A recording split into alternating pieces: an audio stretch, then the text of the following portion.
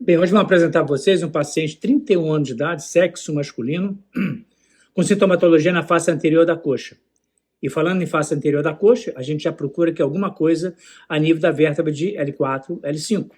E aqui essa bolinha escura que nós temos dentro do foro vertebral, nada mais é do que a raiz emergente, ou seja, a raiz que sai nessa região vertebral.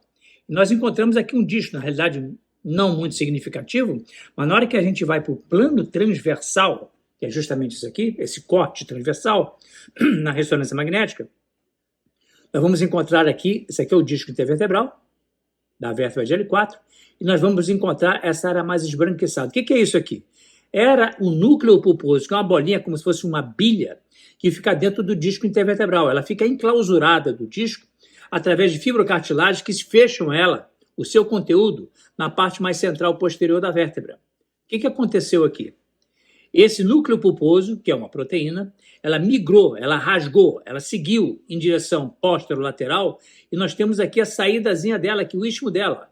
Ela migrou, é como se fosse um elemento bastante pastoso, bastante viscoso, ela vem migrando através dos meses, ou seja, tem mais ou menos 6 meses de evolução desse paciente, e veio em direção posterolateral, comprimindo essa estrutura mais pretinha aqui, que estão vendo? Que é o gânglio. O que é o gânglio do nervo? Nada mais é do que o corpo do neurônio das fibras sensitivas. Então, na hora que ela toca nesse gânglio, começa a apresentar sintomatologia para a raiz emergente de L4. Ou seja, o paciente refere dor na face anterior da coxa, muitas das vezes com alteração sensitiva e às vezes sensitiva e motora, dependendo do caso.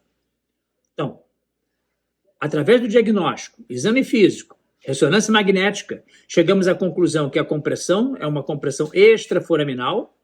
Então, através da endoscopia, que é esse procedimento por vídeo, nós vamos retirar essa hérnia de disco, que nada mais é do que elementos do núcleo pulposo, além do processo inflamatório da compressão na raiz do gânglio espinhal. Isso aqui é o lado direito e aqui é o lado esquerdo, que coincide com a sintomatologia clínica. Então, nós estamos diante de uma hérnia foraminal, em direção à região por fora do forame, pela migração do núcleo pulposo pelo disco intervertebral, pelas fibras do disco intervertebral. Então, aqui está o planejamento cirúrgico. Uma linha no plano sagital mediano. Isso aqui é a superfície do paciente. Isso aqui é o forame vertebral.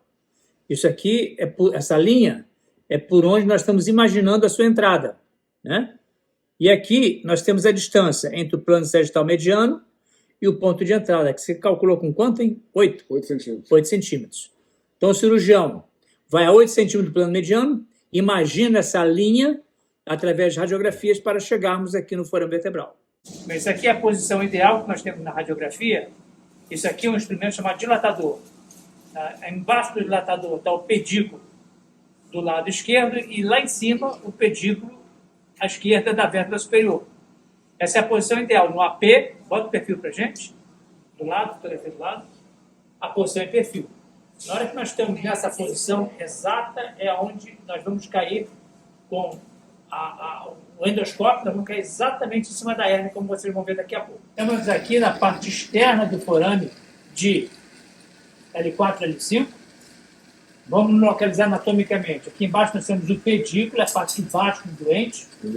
Aqui a parte posterior, que é o processo articular. E aqui a abertura do forame vertebral. Vocês lembram logo no primeiro vídeo? Que a hérnia era a hérnia extraforaminal. Aqui à esquerda, nós temos a raiz espinhal, lembra? A raiz emergente e a raiz de L4.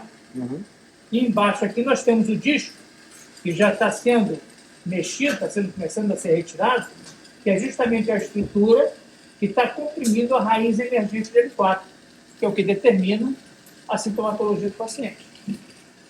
Mais aqui à esquerda, que nós não estamos vendo, é o gânglio, que é justamente onde estão os corpos do neurônio da parte sensitiva do nervo. Então, naturalmente, descomprimindo, retirando o disco intervertebral, nós vamos encontrar e vamos liberar essa raiz emergente. Finalizamos o procedimento, que é a retirada da hérnia, né? Aqui a entrada do forame entre a vértebra de L4 e L5. Aqui à esquerda, nós temos a raiz espinhal. Aqui no centro, foi a retirada da hérnia discal, que estava comprimida a raiz. Agora, interessante nesse caso, acho que o mais difícil não é operar o paciente, o mais difícil é o diagnóstico do paciente.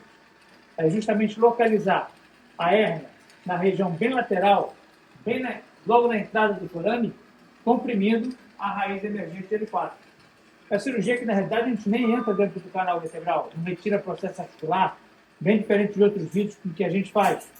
Porque o nosso objetivo aqui é só a retirada da hérnia. Aqui nós temos a vértebra de L5, aqui em cima a vértebra de L4, raiz emergente descendo, e o disco intervertebral que foi retirado, justamente esse espaço morto entre a região de L5 e L4.